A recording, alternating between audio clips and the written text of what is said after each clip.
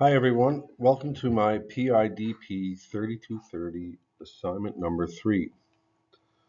For this assignment we had to read chapter 3 of classroom assessment techniques and look through the different CATs and take one and implement it within our own classroom.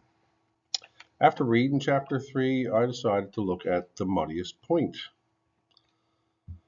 So as a classroom assessment technique, what exactly is the muddiest point?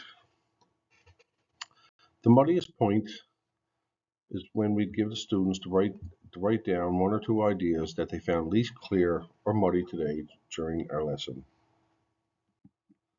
Some things they could write down: what points were least clear during the session, what points need further for clarification, or what point prevented me from learning fully the contents of this session.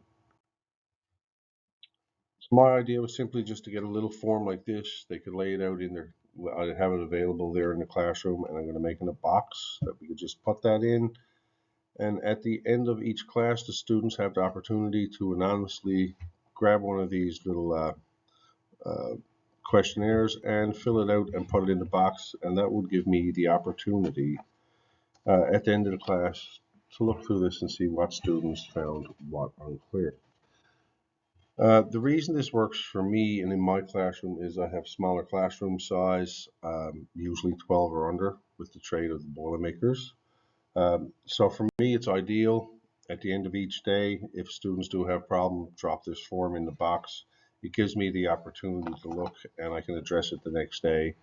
And we can get up to speed and hopefully get everyone up to speed.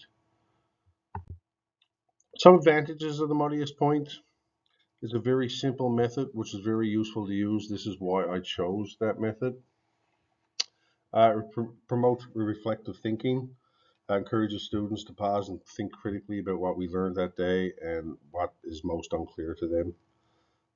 It certainly gives students a voice, even if a shy student, a reluctant student, uh, it gives them a voice where they can anonymously fill out this card, put it in the box, and their issues or concerns will get addressed. It's quick and easy to implement. Takes just a few minutes, and it takes a few minutes of my time at the end of the day to see what is unclear and what I need to go over again. Targets my instruction to make sure my goals are being met with the students, and it promotes real-time feedback. So some disadvantages: time-consuming with larger classes, but like I said, the reason I picked this and it works for me is it's simple, and I do have smaller classes, but I'm sure if you had 30 or 50 students in a class, this could get a little overwhelming for the instructor. Reluctance to share. So I'm sure a lot of students would be reluctant to share, but that's why I made mine anonymous. Just drop it in the box. No one needs to know. I will brush up that topic again the next day and make sure everyone is clear on it. And surface level insight. Is it just that problem from today, or is it a larger problem that needs to be addressed? So that's something that certainly needs to be looked at as a disadvantage point to this assessment. If you haven't tried this assessment, I really suggest that you do try it. I find within the trade it's certainly great. Like I said, the anonymous part of it works really well for me. Um, so